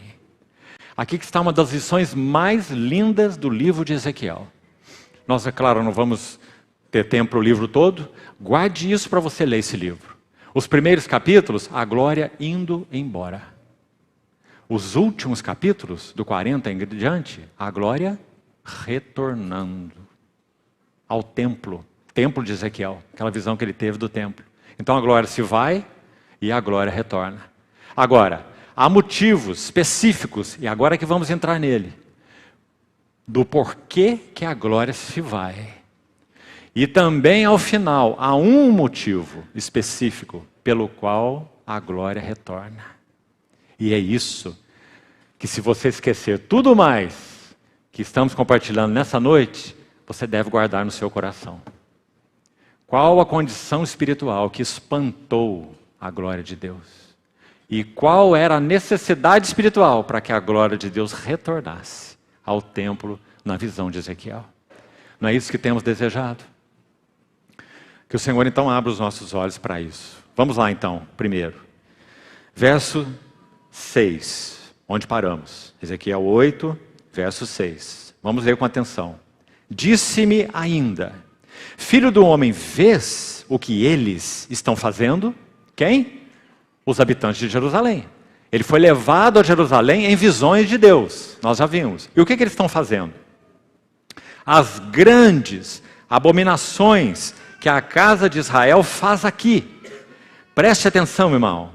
Para que eu me afaste do meu santuário. Ele pergunta, viste, você está vendo? Então ele vai mostrar para Ezequiel quais são essas abominações. Então vamos lá. Pois verás ainda maiores abominações. Verso 7. Ele me levou à porta do átrio. Olhei, e eis que havia um buraco na parede. Então me disse, filho do homem, cava naquela parede. Cavei na parede, e eis que havia uma porta. Vamos parar de novo aqui. Irmão, nunca leia a Bíblia de qualquer maneira. Preste atenção. Assim como no tabernáculo, e também depois com o templo edificado, pelas mãos de Salomão, você tem o mesmo padrão, não é? 3 ambientes, o átrio, o santo lugar e o santo dos santos. Você conhece algo sobre isso? Sobre o tabernáculo, sobre o templo? Então, a porta do átrio, seja no tabernáculo ou seja no templo, ela era composta de quê? Vamos pensar no tabernáculo, que a figura é ainda mais clara. É dito claramente pelo Senhor a Moisés que a porta do átrio, o átrio deveria ter só uma porta, e ele era todo cercado de cortinas brancas. Não é assim? E essa porta era feita como? Era um reposteiro feito de estofo azul, púrpura, carmesim e linho fino retorcido. Púrpura, carmesim e linho fino falam do ministério tríplice do nosso Senhor Jesus. Profeta, sacerdote e rei. Então, a porta do átrio, no caso ali do tabernáculo, que dava acesso ao átrio, com o altar de bronze primeiro, a pia de bronze depois vinha a tenda da congregação, onde a Shekinah de Deus se manifestava, não é? A nuvem pousava sobre esse ambiente mais interno, o tabernáculo, a tenda da congregação, composta de santo lugar e santíssimo, ou santo dos santos. A parte externa era aberta, por isso chamava pátio ou átrio, e tinha uma única porta que tipificava o nosso Senhor Jesus, no seu ministério tríplice, né? Estofa azul, púrpura, carmesim e linho fino retorcido. Profeta, sacerdote e rei em uma perfeita humanidade. Linho fino retorcido. Agora olha aqui o que está acontecendo. Ezequiel é levado em visões de Deus, até onde? Verso 7, porta do átrio. Senhor Jesus disse, eu sou a porta das ovelhas. Né? Então aquela porta tipificava ele mesmo. Mas, o que está acontecendo? O Senhor diz a Ezequiel, cava naquela parede. Ora, a porta para o átrio é uma só, tipifica o nosso Senhor. Não tem porta lateral, não tem buraco na parede, não tem como você cavar nem por baixo da terra, como uma toupeira. Só tem uma porta para se acessar, não é? Mas o Senhor diz, olha aquela parede, olha o buraco naquela parede, cava naquele buraco. Ezequiel cava e se abre uma porta. O que o Senhor quer dizer? Eles estavam adorando, entre aspas, cultuando a Deus por uma porta lateral, que não era a porta central. Será que isso nos fala algo hoje? Será que nós temos adorado a Deus exclusivamente por causa de Cristo, por meio de Cristo, em Cristo? Agora, quando ele cava, o que ele vê? Vamos lá. Cavei na parede, verso 8, e eis que cavei uma porta. Disse-me, entra e vê as terríveis abominações que eles fazem aqui. Está vendo? Entrei e vi. Eis toda forma de répteis e de animais abomináveis. Isso significa não podiam ser oferecidos no altar. Eram animais imundos, porque a regra era animal que rumina e que tem casco fendido. E não vamos entrar no motivo disso para não alongarmos demais. Esses animais eram imundos, eram abomináveis. E eram esses que estavam sendo oferecidos na visão de Ezequiel, que falava da condição espiritual do povo, é claro. Por isso eles foram para o cativeiro. Siga aí, por favor. E todos os ídolos da casa de Israel pintados na parede, em torno e ao redor. 70 homens dos anciãos da casa de Israel, com Jaazanias, filho de Safã, que se achava no meio deles, estavam em pé diante das pinturas. E aqui um destaque, irmão. Ouça com atenção. Tendo cada um na mão o seu incensário, e subia o aroma da nuvem de incenso. Não precisa nem explicar, não é? Incenso sempre fala de orações e de adoração. Então o que eles estavam adorando? Essas imagens que na visão de Ezequiel, desses animais imundos, abomináveis, eles estavam queimando incenso a essas coisas. Agora aqui nós temos três lições, na verdade, muito penetrantes, que gostaria de que você olhasse com atenção e com humildade diante do Senhor. Primeiro, olha o verso 12. Então me disse, viste, filho do homem? Você consegue perceber nessas palavras o coração do Senhor, irmão? Você consegue? O Senhor havia plantado no meio deles um tabernáculo. Êxodo 25:8, Deus deu a ordem a Moisés diante, dizendo assim, me farão um santuário para que eu possa morar junto com eles. Então agora veja o clamor do coração do Senhor, como que estupefato, comungando com o seu profeta, Ezequiel, e dizendo assim, viste, filho do homem, o que os anciãos da casa de Israel fazem nas trevas, cada um nas suas câmaras pintadas de imagens? Deixem parar aqui um pouquinho. Sabe que uma outra tradução alternativa desse verso, muito precisa. Faça a consulta e sua pesquisa na língua original e você vai ver. Sabe qual é a ideia aqui? Essa frase,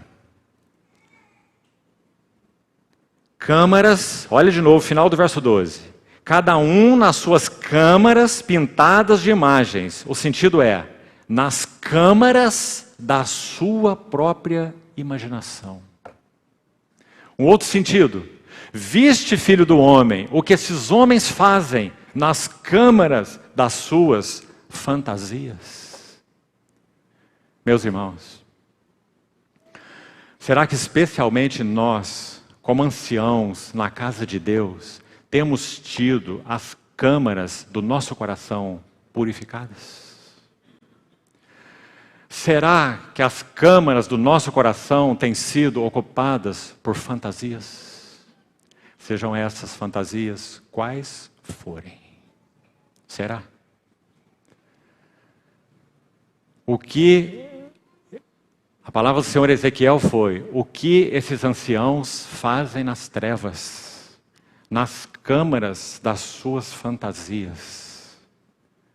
Oh, meus irmãos, me permitam com humildade, com reverência diante do Senhor, fazer uma única aplicação dentre tantas que poderiam ser feitas. Que estrago a internet e a pornografia têm feito na casa de Deus, na vida de jovens e também na vida de anciãos. Quantas mulheres têm sido surpreendidas, acordando de madrugada, não encontrando seus maridos nas camas e surpreendendo-os em sites pornográficos. Viste, filho do homem, o que esses anciãos fazem nas trevas, nas câmaras das suas fantasias? Que o Senhor tenha misericórdia de nós. Encontre caminho real para purificar-nos na mente, nos pensamentos, nas imaginações. Meus amados irmãos, nunca o Espírito Santo prosseguirá caminhando, restaurando sua igreja, se nós reservarmos recintos secretos em nossos corações. Mas o Senhor é tão bondoso. Ele não nos violenta nesse trabalho transformador, mas Ele pede uma resposta de nós. Ele quer que nós possamos colocar nossas mãos nas dele, para que Ele possa ir conosco a cada uma das câmaras secretas. Ele não toma as chaves dessas câmaras de nossas mãos, das câmaras de nosso coração. Ele gentilmente as pede. Muitas vezes Ele permite que nós experimentemos as consequências deploráveis desse tipo de coisa, para que então entreguemos as chaves nas mãos dEle. Ele vai entrar junto conosco. Ele vai mostrar onde estão os quadrúpedes, onde estão os peçonhentos, onde estão os répteis, onde estão os animais abomináveis. E meus irmãos, isso é verdadeira liberdade. Isso é: conhecereis a verdade, e a verdade vos libertará. Que lição nós temos nesse versículo 8. Agora, versículo 11. 11 e 12. Agora não terminou ainda. Veja o que mais diz. Disse-me ainda: tornarás a ver maiores abominações que eles estão fazendo. Levou-me então à entrada da porta da casa do Senhor, que está na banda do norte. E eis que estavam ali, se primeiro nós vimos anciãos, agora nós vemos o quê? Mulheres. Mulheres assentadas, chorando a Tamuz. Deixa eu explicar o que isso significa.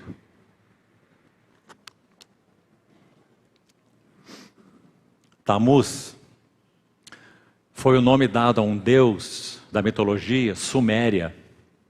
Você sabe que a escrita foi inventada pelos sumérios. Então nós estamos aí no 3º século antes de Cristo. Os sumérios deram o nome para esse deus da sua mitologia de Tamuz. E também ele foi cultuado pela sequência histórica, além da Suméria, entre os acádios, foi cultuado entre os babilônicos, foi cultuado entre os gregos, foi cultuado entre os persas, foi cultuado entre os romanos, pela sequência histórica. Apenas com seu nome mudado, para Adonis, para Horus, o mesmo Deus, entre aspas, né? Agora, quem era esse Tamuz? Ele era, na mitologia, um Deus pastor. Ele era adorado por causa da sua extrema beleza. Então ele era chamado de o Deus da fertilidade, Tammuz, por causa de sua extrema beleza. O que está acontecendo aqui em Jerusalém, na visão de Ezequiel? Essas mulheres estavam cultuando esse Deus Tammuz. O que isso significa para nós? Em particular, irmãs, já que a palavra aqui foi dada às mulheres no versículo 14. Será que vocês, irmãs, têm cultuado a beleza nos seus corações? Uma coisa é ter cuidado com a aparência.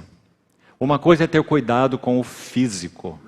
Outra coisa é cultuar beleza. Isso é culto a Tammuz. Então, quando o Senhor chama Ezequiel, ele diz: você verá mais abominações. Mulheres assentadas, queimando incenso ao Deus Tammuz. Ao Deus beleza.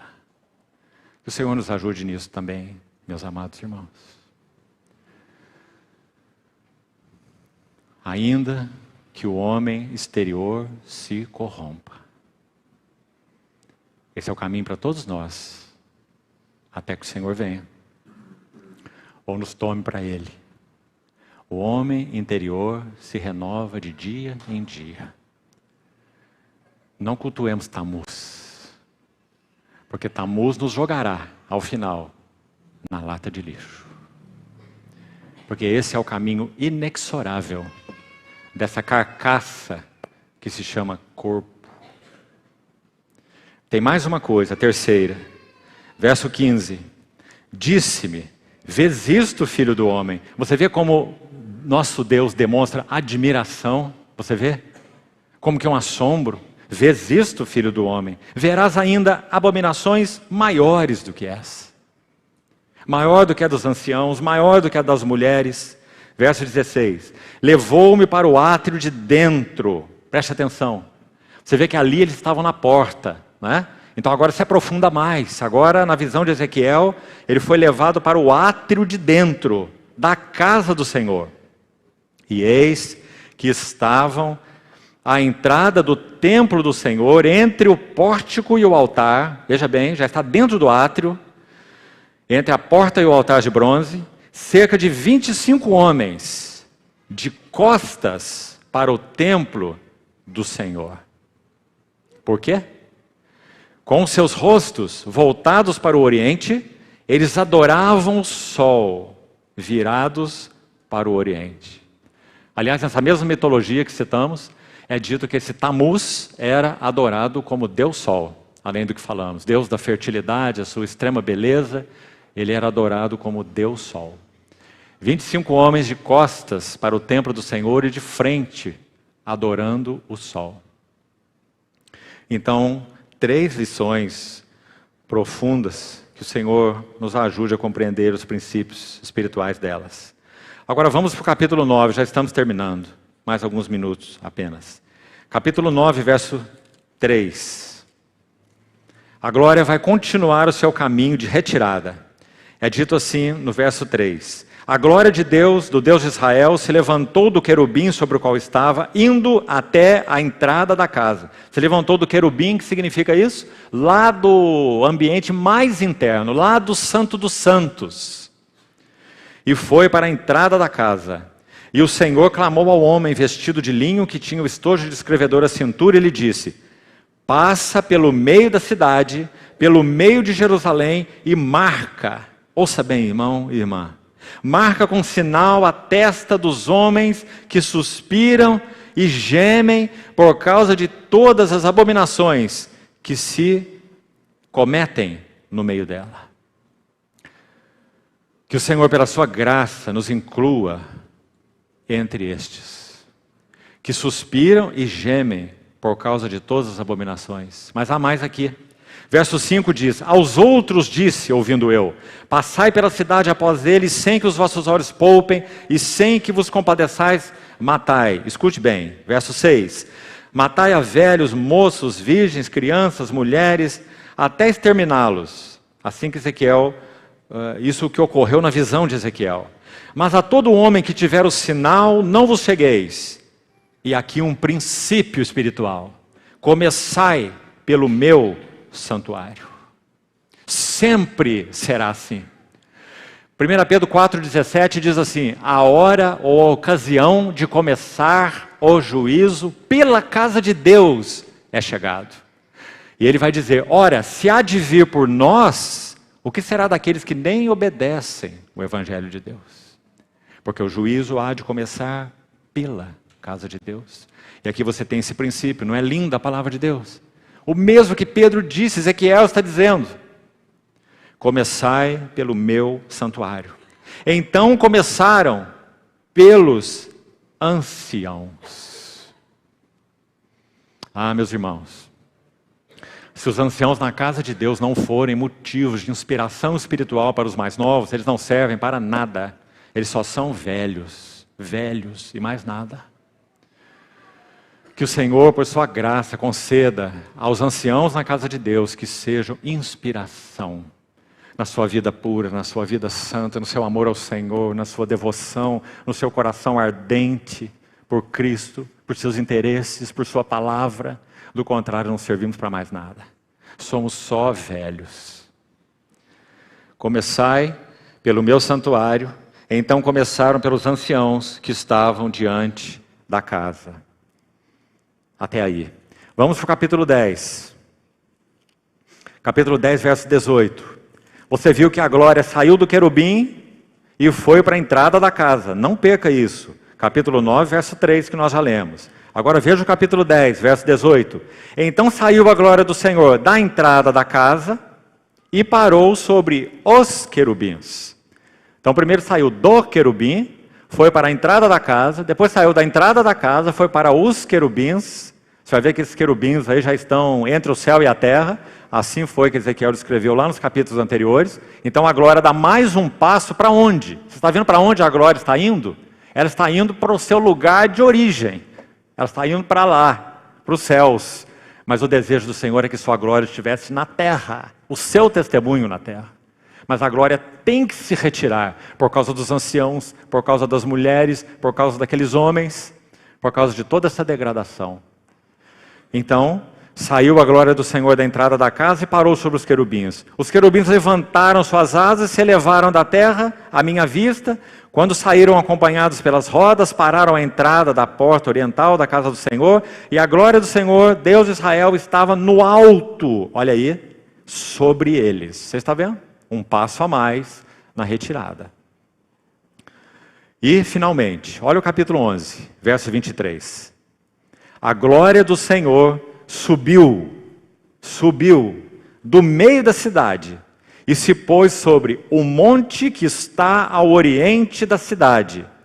Depois o Espírito de Deus me levantou e me levou na sua mão à Caldeia para os do cativeiro, e de mim se foi a visão que eu tivera. Então falei aos do cativeiro todas as coisas que o Senhor me havia mostrado. Verso 23, olha o que acontece no verso 23.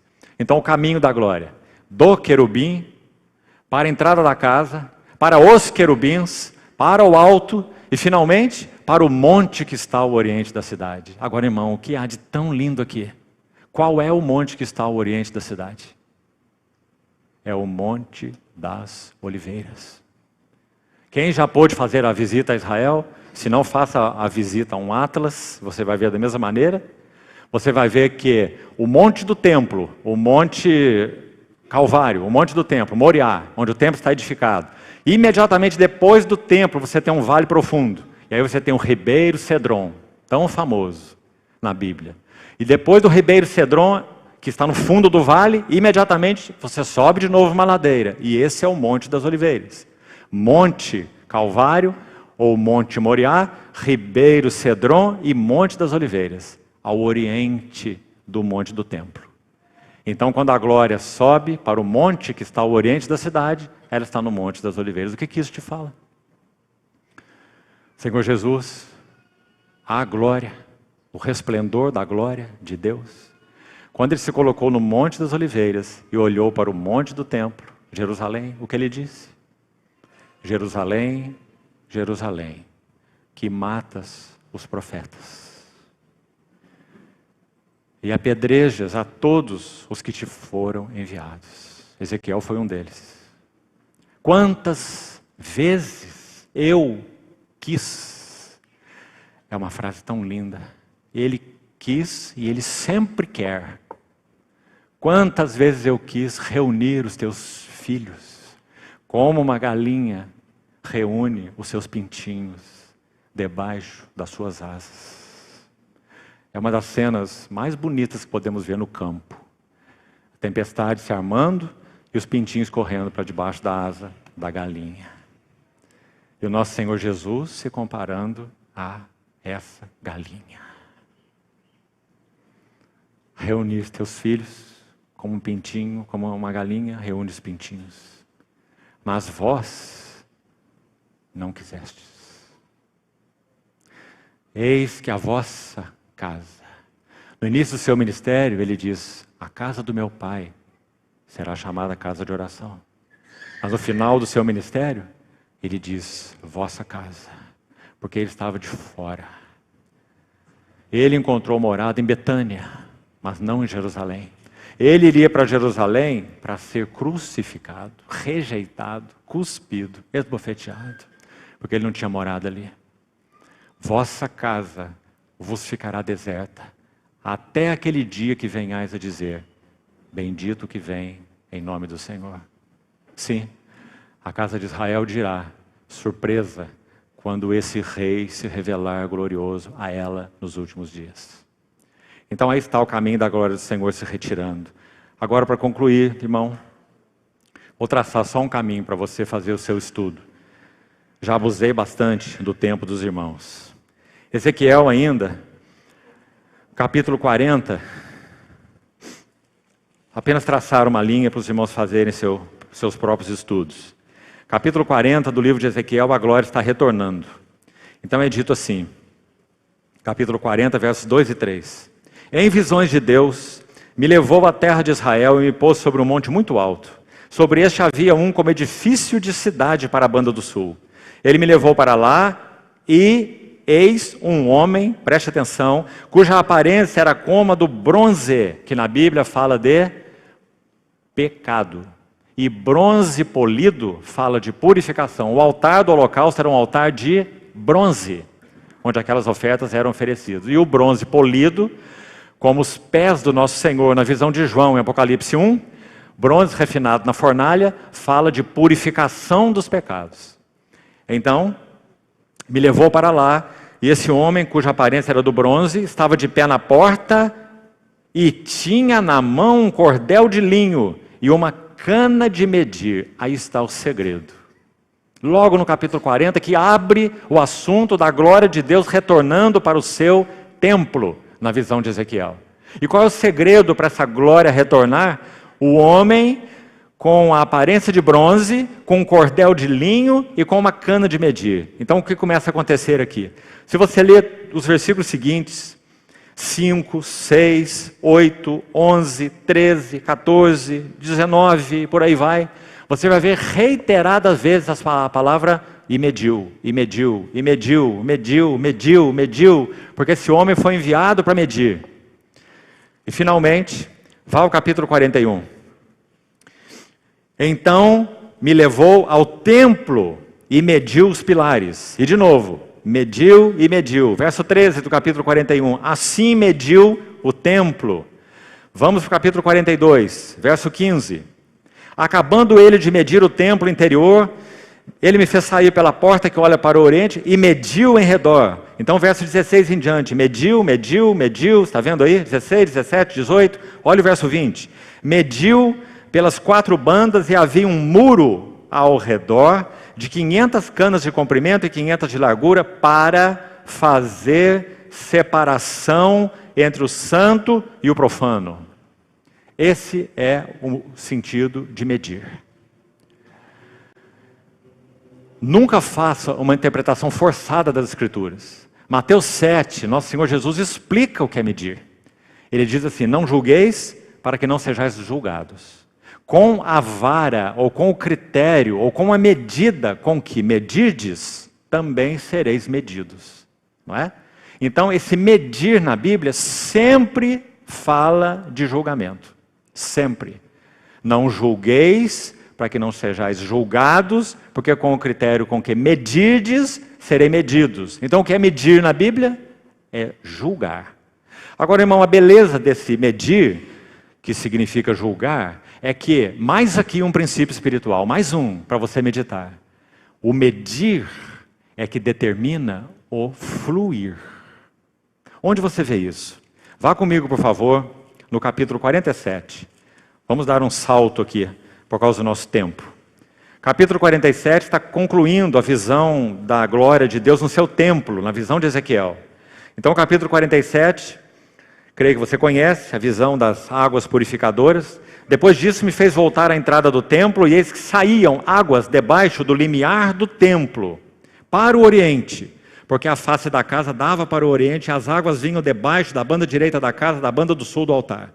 Ele me levou pela porta do norte, e me fez dar uma volta por fora, até a porta exterior, que olha para o oriente. Verso 3, note o verso 3.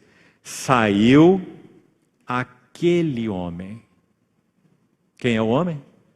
É o homem do capítulo 40, versículo 2. O homem que tinha aparência de bronze e que tinha na mão o linho e uma cana de medir. É o mesmo homem. É o homem que está medindo todas as coisas ligadas à casa de Deus. Então veio aquele homem para o oriente, tendo na mão um cordel de medir. Então começa. Mediu 1000 côvados e me fez passar pelas águas, e creio que você conhece o texto. Então Ezequiel vai dizer, inicialmente as águas me davam pelos artelhos, os dedos do pé. E ele mediu de novo, então elas me davam pelos joelhos. E mediu de novo, e me davam pelos lombos. E mediu de novo, e elas eram um rio que eu não podia atravessar. Compreendeu a lição? O medir de Deus em nossas vidas, na vida da igreja, no seu templo, na sua casa, é o caminho para o fluir. Se não há medir, não há fluir. Então qual deve ser nossa oração? Sonda-me, ó Deus, e conhece o meu coração. Prova-me e conhece os meus pensamentos. Vê se há em mim ou em nós algum caminho mau e guia-me pelo caminho eterno. Meus irmãos, concluindo aqui hoje. Quando Paulo estava pregando no Areópago, em Atenas, em Atos 17, ele prega ali também uma preciosa mensagem. E quando ele conclui, Atos 17, versos 30 e 31, escute o que ele diz. Deus não levou em conta os tempos da vossa ignorância. Ele está falando com filósofos, epicureus e estoicos. Está dizendo que eles vivem em ignorância do Deus verdadeiro. Mas está dizendo que Deus não levou em conta os tempos da ignorância. Mas Ele notifica. Notificar é uma palavra judicial, não é? Você manda lá o oficial de justiça para notificar, não é? Paulo está como oficial de justiça, ali diante dos atenienses, filósofos.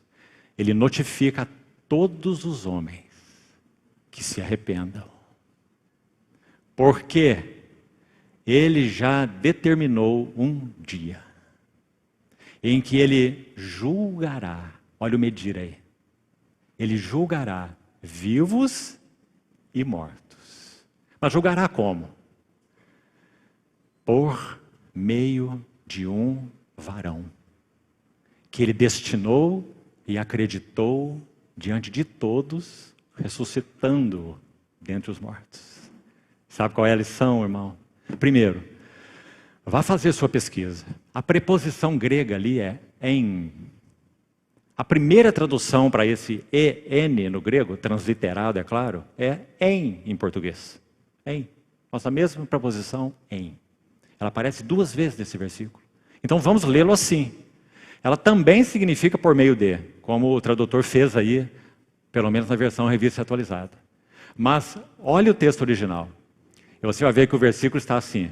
Deus determinou o dia em que Ele há de julgar vivos e mortos em um varão que ele destinou e acreditou diante de todos.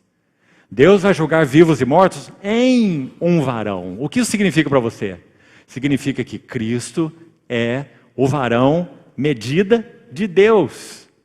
Todas as coisas serão julgadas de acordo com o metro de Deus. E o metro de Deus é metro de 100 centímetros. Perfeito, completo, é o seu varão. Tudo que não passar com o selo desse varão será exterminado. Julgará vivos e mortos em um varão. Qual é a medida na qual o Senhor julga a sua igreja? É o seu Filho.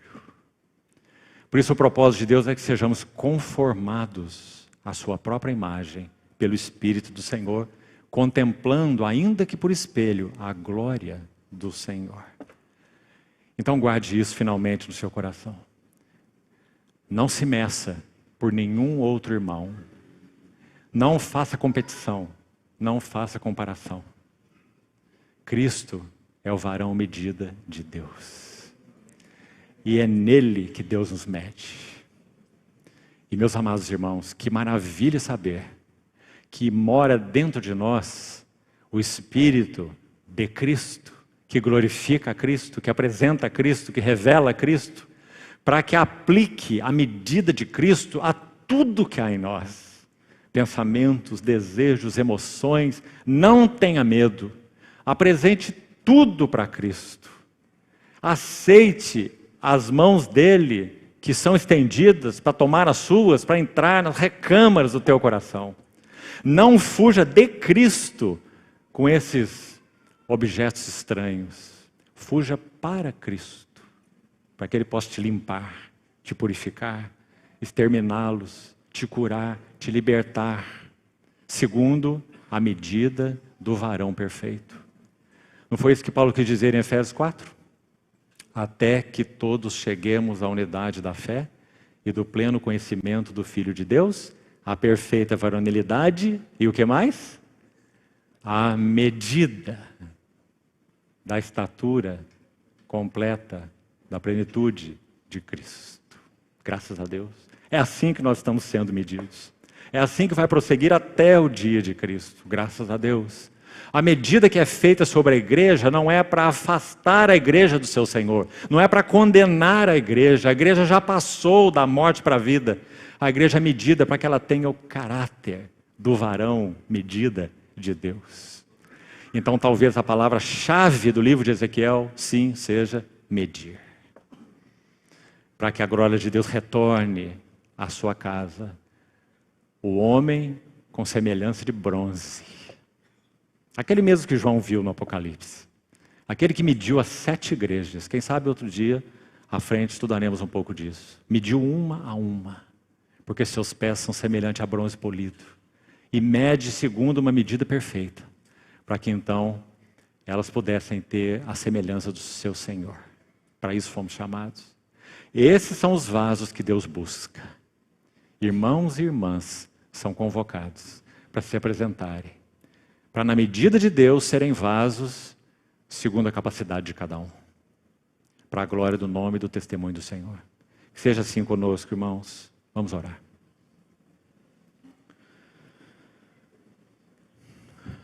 Amado Pai Celestial, mais uma vez apresentamos a Ti as Tuas palavras, te suplicando que nada, realmente nada que tenha realmente procedido de Ti se perca em nossos corações.